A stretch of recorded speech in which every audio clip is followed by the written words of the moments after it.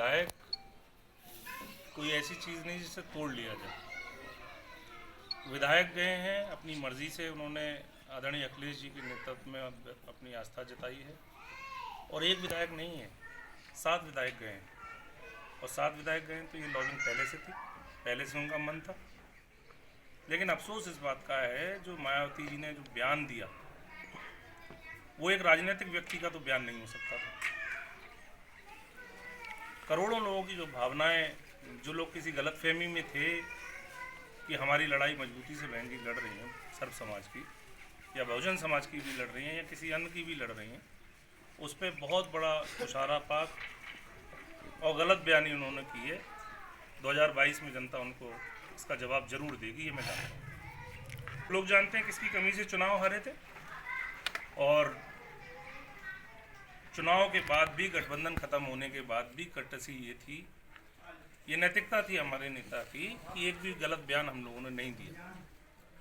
लेकिन उनके मन जो उनके बयान लगातार आए हैं पार्लियामेंट चुनाव के बाद, या फिर कल भी जो बयान आया है कि समाजवादी पार्टी हराने को हम भाजपा का साथ देंगे, भाजपा का साथ ये पहले से दे रही थी। समझ नहीं पाए हम लोग क्या करना चाहती थी, और ख़राब बयान उन्हीं की तरफ से आया। आदरणीय अखिलेश जी ने तो एक भी बयान नहीं दिया। तो क्या ये माना जाए कि आगामी विधानसभा चुनावों के मद्देनजर ये गठबंधन होने जा रहा है बसपा और भाजपा के बीच में? आज कोई नया गठबंधन भारतीय जनता पार्टी का और मायावती जी का नहीं है। आप ध्यान कीजिए, पहली बार मुख्यमंत्री किसके सहयोग से बनी थी? भारतीय जनता पार्टी से उनके पुराने तालमेल हैं, कोई नई बात नहीं है। वो हमेशा लोगों की जो भावनाएं थी बहुजन समाज पार्टी के साथ जुड़ी हुई, या उनको वोट करने की या मजबूत करने की, मायावती जी ले जाके उस वोट को भारतीय जनता पार्टी को बेच देती है या सौदेबाजी करती है। जनता जानती है, जनता होशियार है। आने दीजिए 2022 का चुनाव, प्रत्याशियों की जमानतें जब्त हो जाएंगी उत्तर प्रदेश के अंदर। कल से मैं रिएक्शन देख रहा हूँ, एक तरफा पूर्ण बहुमत के साथ, बड़े बहुमत के साथ, प्रचंड बहुमत के साथ कोरोना वैक्सीन देने का वादा कर रहे हैं ये लोग। ये वही लोग हैं जो कोरोना वैक्सीन फ्री में देने की बात कर रहे हैं, जो बिहार में कहते थे कि एक भी बाहर के आदमी को घुसने नहीं देंगे। जो दिल्ली से आएगा बिहार का मजदूर, उसे भी नहीं घुसने देंगे। कि और जगह कोरोना नहीं है क्या, या वहाँ फ्री वैक्सीन नहीं दे सकते, या वहाँ के प्रधानमंत्री अपनी हुकूमत आपकी पूरे हिंदुस्तान पे है, बिहार पे इतना मेहरबानी चुनाव के टाइम पे लोग जानते हैं। नौजवानों ने वोट किया है, पहले चरण में वोट जब पड़ रहे थे एक तरफा तेजस्वी की लालटेन जल रही, और जीतेंगे बहुमत के साथ, और शुभकामनाएं भी हम लोगों की उनके साथ। के चेयरमैन मेरे भतीजे, हमारे सहसवान के तमाम सम्मानित लोग, बुजुर्गों, आज मैं कोई नया पार्टी में नहीं आया हूं, पुराना घर था मेरा। आप सभी लोगों ने, भतीजे ने, मेरे शेरवानी साहब ने, MP साहब ने, मतलब जब एक जगह होते हैं तो थोड़ी नाराजगी भी हो जाती है, ऐसी कोई नाराजगी नहीं थी। तो आज समाजवादी पार्टी के लिए वक्त है कि हमें सबको एक राय होकर समाजवादी पार्टी का साथ देना है, और आने वाला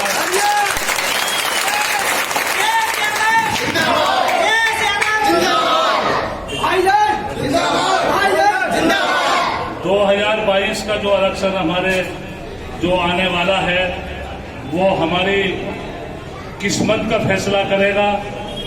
और जो हम लोगों के साथ में, और जहां आज ये बाबा की सरकार में जो जुल्म ज्यादती हमारे साथ में हो रही है, मतलब मुसलमानों के साथ, यादवों के साथ, गरीब कमजोरों के साथ, हम सब मिलकर, भतीजे हैं हमारे, विधायक जी हैं, मंत्री जी हैं, ये सब मिलकर हम संघर्ष करेंगे, और 2022 का इलेक्शन हमें अपने राष्ट्रीय अध्यक्ष माननीय अखिलेश यादव जी को यहाँ का उत्तर प्रदेश का मुख्यमंत्री बनाएंगे।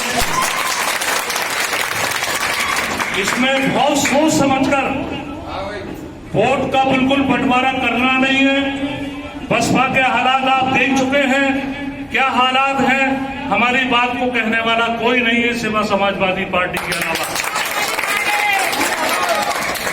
तो हमें आपसी अगर कोई एक दूसरे से शिकायत है तो उसको दूर करते हुए 2022 में हमें एक राय होकर इतने जबरदस्त वोटों से जिताकर भेजना है। यहाँ के जो प्रत्याशी हमारे मंत्री जी ही हैं, मौजूदा विधायक हैं, इसलिए हमें उन्हें भारी बहुमत से यहाँ से जिताकर भेजना है। और मैं अपने सभी लोगों का शुक्रिया अदा करता हूँ जो उन्होंने मेरा हौसला अफजाई की, हिम्मत को बढ़ाया। मैं सभी लोगों का मैं दिल से, तहे दिल से शुक्रिया अदा करता हूँ। अस्सलाम वालेकुम, खुदा हाफिज़। नूरदीन भाईजान, नूरदीन भाईजान, नूरदीन भाईजान, नूरदीन भाईजान, नूरदीन भाईजान, ब्रजेश यादव, ब्रजेश यादव, ब्रजेश यादव, धर्मेंद्र यादव, धर्मेंद्र यादव, अखिलेश यादव, अखिलेश यादव, बाबूजी ओमकार सिंह यादव। आज हमें जो हमने गलती एमपी के इलेक्शन में की, हमें पछतावा है और हमें दुख भी है।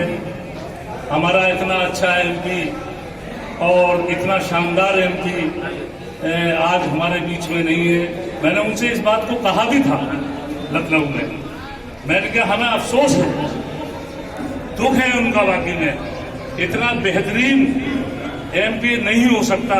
इसलिए हमें उन्हें भी जो 2024 का इलेक्शन होगा, उन्हें भी हमें यहाँ से दोबारा से एमपी बनाना है। और सबको एक राय होकर, अगर किसी से हमसे शिकायत है, हमसे कोई गलती हो गई हो, तो हमारी गलती को माफ करते हुए सब एक राय होकर ही हमें 2022 में लक्ष्य है हमारा 2022 का, फिर 2024 का है। इसलिए हमें अपनी बात को रखते हुए सबको एक राय होकर करना है। जय हिंद, जय भारत, जय समाजवादी पार्टी। अच्छा, चलो तो हम 2022 के अगर हमारे भैया नहीं है तो हमारे भतीजे हैं।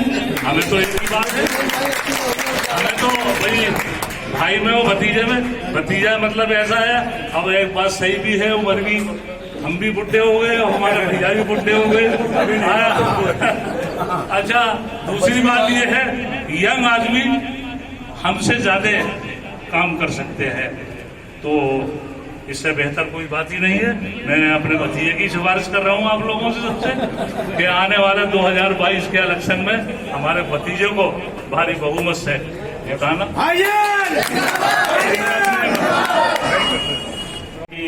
पूरी विधानसभा की शानदार शख्सियत हमारे चचा तनिया हाजी नूरुद्दीन साहब, सेहतमंद नौजवानों की शान भाई गुड्डू जी, यहाँ पर उपस्थित सभी मेरे सम्मानित बुजुर्गों, हम उम्र साथियों, नौजवान दोस्तों, मैं आज आपके बीच में, वैसे मुझे कल आना था, कल मुझे आपका स्वागत करना था, लेकिन आज का दिन इसलिए मैंने चुना कि आज का जो दिन है वो ईद मिलादुन नबी का दिन है। सबसे पहले मैं अपनी जानिब से आप सबको बहुत बधाई और बहुत मुबारकबाद देना चाहता हूं। और आपका चचा मैं खासकर शुक्रिया अदा करना चाहता हूं कि आपका आशीर्वाद जैसे पहले मिलता रहा है हमें, मैंने देखा है आपको और अपने वालिद को यहाँ पर संघर्ष करते हुए। बहुत संघर्षों से आप लोग आगे बढ़कर आए हो और ये सही वक्त में आपका बिल्कुल सही निर्णय है। आप जब भी आप सोचते हो या आपने सोचा है, बहुत नजदीकियां मेरी आपके परिवार से रही हैं, आपने हमेशा सहसवान के विकास के बारे में बात की है और आपके चेयरमैन के कार्यकाल में सहसवान बहुत शानदार तरक्की कर रहा था। लेकिन अभी आप ही ने कहा कि राजनीति में 20 चीजें इधर से उधर होती हैं। बहुत सी चीजें जिनका कि मैं आज इस मुबारक दिन पे कोई जिक्र नहीं करना चाहता। कुछ चीजें ऐसी हुई जो तारतम्य बना हुआ था, उससे नुकसान भी कुछ हुआ। लेकिन आपने जो निर्णय सहसवान के लोगों के और हम लोगों के सबके कहने पर लिया है, अब समाजवादी पार्टी में आपका दोबारा से मैं स्वागत करता हूं। हालांकि आपकी घर वापसी है, समाजवादी पार्टी में ही आपका मन लगा रहता है, मैं जानता हूं। आपका, आपके सभी साथियों का, आपके सभी समर्थकों का मैं दिल से शुक्रिया अदा करके इस्तकबाल करता हूं उनका, और विश्वास और भरोसा दिलाना चाहता हूं। मेरे बारे में सब लोग जानते हैं कि बहुत मजबूत वकालत मैं आप लोगों की करता हूं, और गद्दारी मेरे खून में नहीं है। मैं जो भी बात आपसे कह के जाऊंगा उसका 100% मैं आपसे पालन करके दिखाता हूं। ये पूरी विधानसभा में नहीं, पूरे जनपद में मेरे बारे में पूछना। लोग बहुत से अभी आपके बीच में आएंगे आपको बरगलाने, कभी पार्टी के नाम पर, कभी और जात पात के, क्षेत्रवाद के नाम पर। बहुत पुरानी बात मैं साथियों आपसे नहीं कहता, अंदाजा लगा लेना मेरी बात का। कल आदरणीय मायावती जी का बयान अगर आप लोगों ने देखा हो तो आज अखबार में बड़ा फ्रंट पे आया है। पढ़े लिखे नौजवान खड़े, पढ़ी मेरी बात। उन्होंने ये कहा कि समाजवादी पार्टी को हराने के लिए मैं भारतीय जनता पार्टी का साथ दूंगी। भारतीय जनता पार्टी हम लोगों के साथ क्या जुर्म और अत्याचार नहीं कर रही। भाषा तो उनकी बहुत दिन से बदली हुई थी। जब हाथरस कांड पर एक दलित की बेटी पर अत्याचार हुआ, हम समाजवादी लोग मंच पर जाकर, सड़कों पर जाकर संघर्ष करके उस बेटी को न्याय दिलाया। लेकिन अफसोस की बात कि जो दलितों के नाम पर वोट इकट्ठा करके मुख्यमंत्री 4-4 बार उत्तर प्रदेश की बनी, उनका एक सिंगल बयान कहीं नहीं आया कि हम दलित की बेटी के साथ खड़े हैं। हिमायती होने की बात करती थी अपनी कौम की, मुसलमानों के रहनुमा बनने की बात करती थी। लेकिन कल जो उन्होंने बयान दिया, मैं नहीं समझता कोई राजनीतिक व्यक्ति इतना खराब बयान दे सकता है। जज्बातों से खेलने की राजनीति बहुजन समाज पार्टी की पुरानी रही है। हमेशा उन लोगों ने, और ध्यान करना मेरे साथियों, कि जब पहली बार मायावती जी मुख्यमंत्री बनी थी तो बहुजन समाज पार्टी की मुख्यमंत्री थी, लेकिन भारतीय जनता पार्टी के समर्थन से बनी थी। भारतीय जनता पार्टी से उनका पुराना याराना है। सतर्क रहने की जरूरत है। हमारे शानदार नेता जो आजम खान साहब ने आदरणीय नेताजी को जो उपाधि रफीकुल मुल्क की दी थी, हम लोगों ने आपकी खैरपाई की बात की है, हम लोगों ने आपके हकों की बात की है। और मैं आपको फिर से बहुत ज्यादा बातें न कह के विश्वास दिलाना चाहता हूं कि जितनी ताकत आप मेरे हाथों में दे दो, जितनी ताकत आप मुझे दे दोगे, उतनी ही मजबूती से आपका भाई और आपका ये बेटा आपकी लड़ाई लड़ेगा। सबका बहुत बहुत शुक्रिया।